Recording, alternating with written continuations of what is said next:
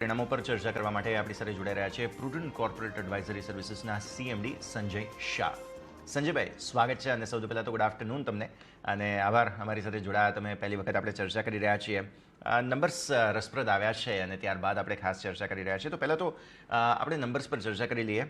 Opening comments તમારા, જે પ્રકારે ટ્રેન્ડ જોઈ રહ્યા છીએ, માર્કેટ સેન્ટિમેન્ટ્સ જે બધા છે ઇન લાઇન આપણે નંબર્સ પબ્લિશ કર્યા છે. ઓપનિંગ કમેન્ટ્સ તમારા નંબર્સ પર, સંજયજી.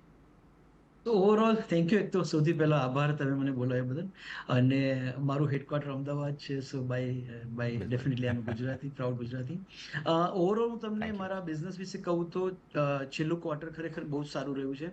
અને અમે લોકો મેઇનલી મ્યુચ્યુઅલ ફંડ ડિસ્ટ્રીબ્યુશનનું કામ કરીએ છીએ, એટલે રિટેલ વેલ્થ મેનેજમેન્ટમાં અમે લોકો ખૂબ જ મોટા પ્લેયર છે કન્ટ્રીની અંદર. અને આજે તારીખમાં તમે જુઓ તો અમે લોકો એક બહુ જ મોટું સબ નેટવર્ક અમે મેનેજ કરીએ છીએ, જેમાં કન્ટ્રીના almost 27,000 retail mutual fund distributors અમારી જોડે જોડાયેલા છે. અને સ્ટ્રેન્થની વાત કરું તો કન્ટ્રીમાં કરીબન આજની તારીખમાં 1,30,000 ડિસ્ટ્રીબ્યુટર્સ હશે, એમાંથી 27,000 મારી જોડે કામ કરે. એનો મતલબ એવો થયો કે every fifth distributor of the country is working with me. So એ લોકોના બલબૂતાથી, એ લોકોના સપોર્ટથી, એ લોકોના સ્ટ્રેન્થથી છેલ્લા એક ક્વાર્ટરની અંદર મારી એયુએમ જે અમે લોકો મેનેજ કરી છે 55,000 કરોડની આજુબાજુ હતી, એ 63,000 કરોડની આજુબાજુ પહોંચી પોઈન્ટ ટુ પોઈન્ટ. અને એની અંદર મેજર ફાળો જે રહ્યો એની અંદર માર્ક ટુ માર્કેટ ગેઇન. તમે જાણો છો કે ભાઈ એપ્રિલ મે જૂન આ વર્ષે બહુ સારું રહ્યું છે ઓવરઓલ ગ્રોથની અંદર. સો ઓવરઓલ મારી એયુએમ ખાસી એવી વધી છે. બીજું અમે લોકો રિટેલની અંદર એસઆઈપીઝ અમારી પાસે ખાસી એવી રિટેલની અમે લોકો મેનેજ કરી છે, અને એ મારો બેઝ છેલ્લા એક વર્ષની અંદર ઓલમોસ્ટ 27% વધ્યો. તો અમે જ્યારે જૂન ક્વાર્ટર પૂરું કર્યું ત્યારે અમે ઓલમોસ્ટ 550 કરોડની એસઆઈપીઝ લોકોની મેનેજ કરીએ છીએ. ઓલમોસ્ટ 20 લાખ એસઆઈપીઝ અમારી પાસે મહિને આવે છે. સો આ બધું ભેગું કરીને ઓવરઓલ તમે યર ઓન યર જોશો તો મારી રેવન્યુ 29% વધી અને મારો પ્રોફિટ જે છે 45% વાય વધ્યો છે. તમે ક્વાર્ટર ઓન ક્વાર્ટર જોવા જશો તો થોડો ઘણો ડીપ મારી રેવન્યુમાં છે. એનું મેઇન કારણ એ છે કે અમે લોકો ઇન્સ્યોરન્સ બિઝનેસમાં પણ છેલ્લા 3-4 વર્ષથી બહુ જ સ્ટ્રોંગલી સક્રિય થયા છીએ. અને ગયું ક્વાર્ટર જે જાન્યુઆરી, ફેબ્રુઆરી, માર્ચનું હતું એમાં ઇન્સ્યોરન્સની અંદર બહુ સારો બિઝનેસ આવ્યો હતો. એનું કારણ રેગ્યુલેટરી ચેન્જીસ અને ઇન્કમ ટેક્સમાં જે ચેન્જ આવવાનો હતો 1 એપ્રિલથી, એટલે ઘણા બધા લોકોએ ઇન્સ્યોરન્સની અંદર ખાસું ઇન્વેસ્ટમેન્ટ છેલ્લા ક્વાર્ટરમાં કર્યું. એના લીધે થોડુંક ઓવરઓલ મારું ફર્સ્ટ ક્વાર્ટર ગયા વર્ષના લાસ્ટ ક્વાર્ટરની સામે થોડું પરફોર્મન્સ થોડું ડીપ દેખાડે છે. પણ ઓવરઓલ મારું જે મેઇન ફ્લેક્સિબ બિઝનેસ ડિસ્ટ્રીબ્યુશન છે મ્યુચ્યુઅલ ફંડનો અને ફાઇનાન્શિયલ પ્રોડક્ટમાં, એમાં આઈ થિંક ગ્રોથ બહુ જ સ્ટ્રોંગ છે. બહુ સરસ રીતે તમે સમજાવ્યું. હવે ગ્રોથની જ્યારે વાત આવે છે, હું થોડું સમજવા માગી રહ્યો હતો, બિકોઝ કોવિડ પછી જે લોકોનું રોકાણનું એક જે કહેવાય, એક તો અવેરનેસ છે અથવા તો કહો કે રોકાણ તરફનું પરસેપ્શન છે, આ બંનેમાં બહુ મોટું પરિવર્તન આવતું જોવા મળેલું છે Sanjayji.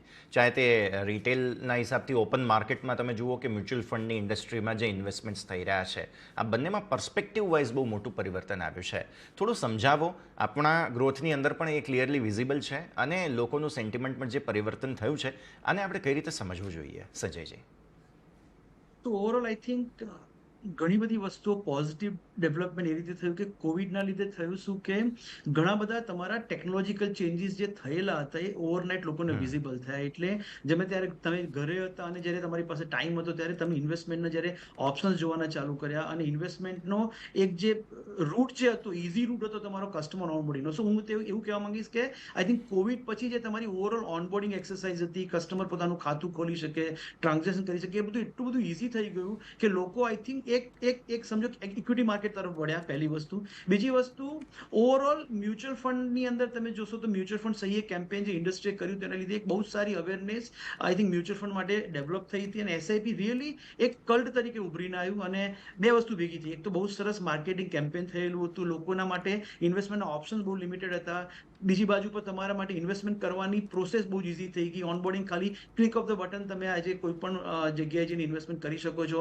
નેચ has become a real revolution. જે નેચ આપણે કહીએ છીએ યુપીઆઈ બેઝ કે NACH base, national automatic clearing કોર્પોરેશનની જે વાત કરીએ છીએ એમાં, એના લીધે હવે તમે ખાલી એક વખત માટે તમે મેન્ડેટ આપો ને વર્ષો સુધી તમે ઇન્વેસ્ટમેન્ટ કરી શકો છો. આ બધા જ પોઝિટિવ પરિબળોના લીધે કોવિડ પછી મ્યુચ્યુઅલ ફંડ ઇન્ડસ્ટ્રીનો કસ્ટમર બેઝ તમે જોશો ઓલમોસ્ટ ડબલ થઈ ગયું. 1.8 કરોડ નવા ઇન્વેસ્ટર કોવિડ પછી ઇન્ડસ્ટ્રીમાં આવ્યા છે. અને એ બધા લોકોએ ટાઈમ પણ સારો આવ્યો, લોકોને એક્સપિરિયન્સ પણ સારો મળ્યો છે. એટલે ઓવરઓલ મારું માનવું છે કે કોવિડ પછીનું એક્સેપ્ટન્સ લેવલ ખૂબ વધ્યું છે. પણ જો તમે બીજી રીતે જુઓ તો ઇન્ડિયાની અંદર આજની તારીખમાં ખાલી 3.8 કરોડ લોકો 3.7 કરોડ લોકો મ્યુચ્યુઅલ ફંડમાં ઇન્વેસ્ટમેન્ટ કરે છે. એટલે છેલ્લા 3-4 વર્ષમાં તમારો બેઝ ડબલ થયો હોવા છતાં પણ અમારું બહુ સ્ટ્રોંગલી માનવું છે કે હજી તો ઇન્વેસ્ટરો ખાલી બસ એક આપણે શું કહેવાય કે ભાઈ સરફેસ સ્ક્રેચ કરી છે અને ગ્રોથ અહીંયાથી મને ઘણો સારો દેખાઈ રહ્યો છે. તમે નંબર પર્સપેક્ટિવ જુઓ તો એક બહુ જ સારું પોઝિટિવ ડેવલપમેન્ટ થયું છે કે મ્યુચ્યુઅલ ફંડની અંદર રિટેલ ઇન્વેસ્ટર્સ દર મહિને તમને 14,000 થી 15,000 કરોડ રૂપિયા આપે છે. અને છેલ્લા 1-1.5 વર્ષમાં જે એફઆઈઆઈ પૈસો આઉટફ્લો થયો એની સામે તમારા રિટેલ ઇન્વેસ્ટર્સ એક સ્ટ્રોંગ પરિબળ તરીકે ઉભરીને આવ્યા છે. તમે જુઓ તો ઓલમોસ્ટ એ લોકોએ 2 લાખ કરોડ રૂપિયા માર્કેટને થોડી એમાઉન્ટથી આપ્યા. અને મારું માનવું છે કે અત્યારે જે મંથલી સિપ બુક ઇન્ડસ્ટ્રીમાં 14,500 કરોડની છે એમાં 550 કરોડ રૂપિયા પ્રુડન્ટ પણ ભેગા કરે છે. અમારું almost close to 4% market share અમારો છે. અને અમારું બહુ જ સ્ટ્રોંગલી માનવું છે કે આ 14,000 કરોડ આવનારા 3 વર્ષની અંદર આરામથી 25,000 કરોડે પહોંચવા જોઈએ. એમાં મને ક્યાંય કોઈ ડાઉટ નથી મનની અંદર. નહીં, બહુ સરસ રીતે તમે સમજાવ્યું. હું સમજવા માગી રહ્યો હતો થોડું ઇન્સ્યોરન્સ સાઇડ પણ, કેમ કે આપણે એ પણ બિઝનેસમાં છીએ. મ્યુચ્યુઅલ ફંડ ડેફિનેટલી એક ઇન્ટરેસ્ટિંગ કોર બિઝનેસ છે, પણ ઇન્સ્યોરન્સ સાઇડ પર પણ અહીંયા ઘણા પરિવર્તન થઈ રહ્યા છે. જે ફેબ્રુઆરીમાં બજેટ વખતે અમુક ઇન્સ્યોરન્સને લઈને પરિવર્તનો ફાઇનાન્સ મિનિસ્ટર મેમે અનાઉન્સ કર્યા હતા, પછી થોડું સેન્ટિમેન્ટ ખરડાયું હતું. શું એ ફરીવાર પિકઅપ થયું છે કે નહીં? નંબર 1, કેમ કે આના પર ટેક્સ હાથે બધાને લઈને, અને બીજું કે અહીંયા આ માર્કેટ બહુ અનટેપ્ડ છે. તમે ભારતમાં જુઓ તો number of people buying insurance આ બહુ ઓછા છે. આને કઈ રીતે તમે જુઓ છો? અહીંયા શું પ્રકારના એક્સપેક્ટેશન્સ તમારા રહેશે એ પણ તમે સમજાવો.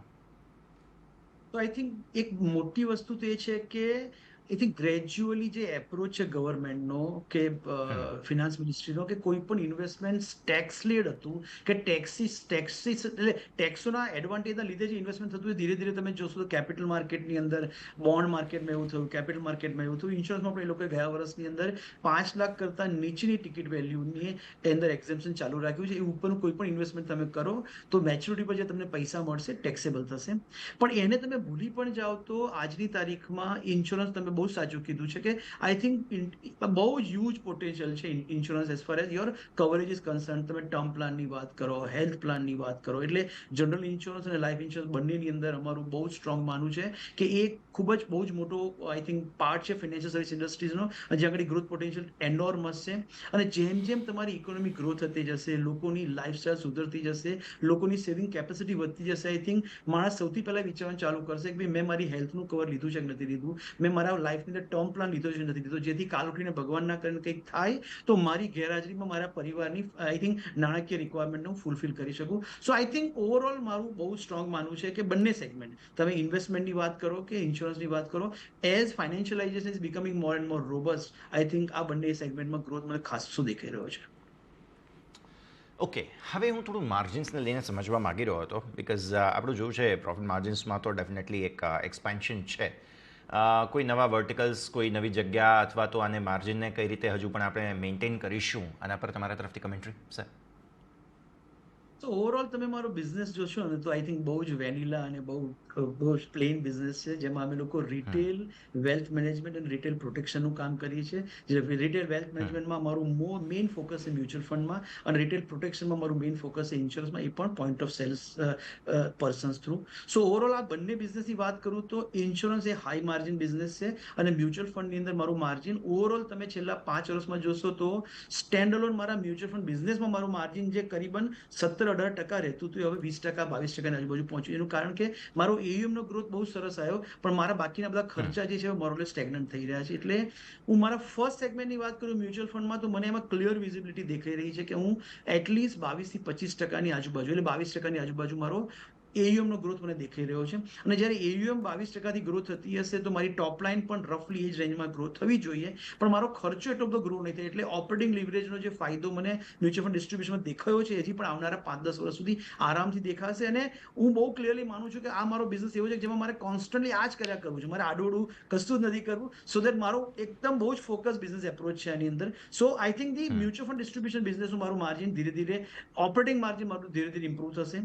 સવાલ છે ઇન્સ્યોરન્સની અંદર, તો મેં જે કીધું એ પ્રમાણે ઇન્સ્યોરન્સ બહુ હાઈ માર્જિન બિઝનેસ છે, અને એમાં અમે આ વર્ષથી બહુ સ્ટ્રોંગ કોન્સન્ટ્રેશન કરી રહ્યા છે એક્સપાન્શન માટેનું. એટલે ત્યાં આગળ અમે લોકો we are going to spend lot of money for the marketing, awareness, branding અને એ બધા લીધે. એટલે કદાચ એમાં મારું જે, તો તમે જોશો તો ઇન્સ્યોરન્સ એટલે મ્યુચ્યુઅલ ફંડમાં મારું 22% માર્જિન છે, પણ ઇન્સ્યોરન્સ અને મ્યુચ્યુઅલ ફંડ કમ્બાઈન 28% માર્જિન છે. આ 28% કન્સોલિડેટેડ માર્જિન કદાચ થોડું મને એવું લાગે છે કે આવનાર 1-2 વર્ષમાં થોડુંક પ્રેશરમાં આવશે, કારણ કે હું કોન્શિયસ એફર્ટ્સ કરી રહ્યો છું ઇન્સ્યોરન્સ સેગમેન્ટને હવે બહુ સારો એવો ગ્રોથ અને બહુ સારું બૂસ્ટ આપવા માટે. સો બ્લેન્ડેડ આઈ થિંક મારું 28% કદાચ 27% આજુબાજુ જાય. Mutual fund alone 22% might go towards 23-24. Definitely sir, બહુ સરસ રીતે તમે સમજાવ્યું. આપણે વાત કરી રહ્યા હતા સેન્ટિમેન્ટની, તો અગેઇન હમણાં આપણે જોઈ રહ્યા છીએ કે સ્મોલ કેપ મિડ કેપમાં પણ લોકોનો ઇન્ટરેસ્ટ થોડો વધી રહ્યો છે. પ્રોડક્ટ વાઇઝ મને થોડું મિક્સ અગર તમે સમજાવી શકો માર્કેટ કેપના હિસાબથી લોકોનો ક્યાં અત્યારે ઇન્ટરેસ્ટ છે, ક્યાં સારું ટ્રેક્શન છે, થોડી સંજયજી સાથે વાત કરીએ. ના, એટલે આ વાત તમારી સાચી છે ઓવરઓલ, બીકોઝ છેલ્લા 3 વર્ષ, 5 વર્ષ, 7 વર્ષનું I think overall mutual fund સેગમેન્ટની અંદર અને એમાં ઇક્વિટીમાં સ્મોલ કેપ અને મિડ કેપ રિટર્ન ઘણું સારું દેખાઈ રહ્યું છે. એના લીધે આઈ થિંક લોકોનો Ruzan mid cap small cap તરફ ઇન્વેસ્ટમેન્ટનો વધી રહ્યો છે. અને એને પ્રોબ્લી તમે જોશો તો કદાચ વધારે પડતો ફ્લો ના આવે એના માટે અમુક ફંડ હાઉસીસે તો નવા પૈસા પણ એ લોકોએ લમસમ લેવાના બંધ કર્યા છે, અને એ લોકો એસઆઈપી થ્રુ જ લે છે. એટલે એક કદાચ હું બધા જ રિટેલ ઇન્વેસ્ટર્સને તમારા મીડિયમથી એક સલાહ આપવા માંગીશ કે પ્રોબેબલી એસઆઈપી બહુ સારો આઈ થિંક રૂટ છે સ્મોલ કેપ અને મિડ કેપ ઇન્વેસ્ટમેન્ટ કરનારનો. આઈ થિંક એક સાથે લમસમમાં ઇન્વેસ્ટમેન્ટ ના કરવું જોઈએ, કારણ કે થોડુંક માર્કેટ ઓવરહીટેડ થઈ રહ્યું લાગી રહ્યું છે. અને આમાં એવું ના થવું જોઈએ કે તમે એક સાથે લમસમમાં 5 લાખ રૂપિયા ઇન્વેસ્ટ કરી નાખો અને એમાં થોડું ઘણું માર્કેટ ઘટીને તમે પછી ગભરાઈને બહાર નીકળી જાઓ. એના કરતાં I think we sincerely suggest કે સ્મોલ કેપમાં થોડુંક આઈ થિંક ઓવરહીટેડ છે માર્કેટ, તો એમાં તમે એસઆઈપી થ્રુ જ ઇન્વેસ્ટમેન્ટ કરો. Overall frankly India is a very good market. તમારું સ્ટોક પિકર્સ માટેનું બહુ સારું માર્કેટ છે, કારણ કે ઓલમોસ્ટ તમારી પાસે 4-5 હજાર લિસ્ટેડ કંપનીઓ છે, અને એમાંથી ફંડ મેનેજરે તો ખાલી સારા 40-50 મિડ કેપ અને સ્મોલ કેપ સ્ટોક જ સિલેક્ટ કરવાના છે. સો એમની પાસે ઘણા બધા ઓપ્શન્સ છે સિલેક્ટ કરવાના. સો ઓવરઓલ જો તમારો વ્યૂ 5 થી 7 વર્ષનો હોય ઇન્વેસ્ટમેન્ટ માટે, અથવા 7 વર્ષનો ઉપરનો હોય, તો I think mid cap small કેપમાં હજી પણ અમે લોકો બહુ જ કન્સ્ટ્રક્ટિવ છીએ. ખાલી જો તમારો વ્યૂ 3 વર્ષ કરતાં નીચેનો હોય તો થોડુંક તમારે કન્ઝર્વેટિવ જઈને એસઆઈપી રૂટથી ઇન્વેસ્ટમેન્ટ કરવું જોઈએ.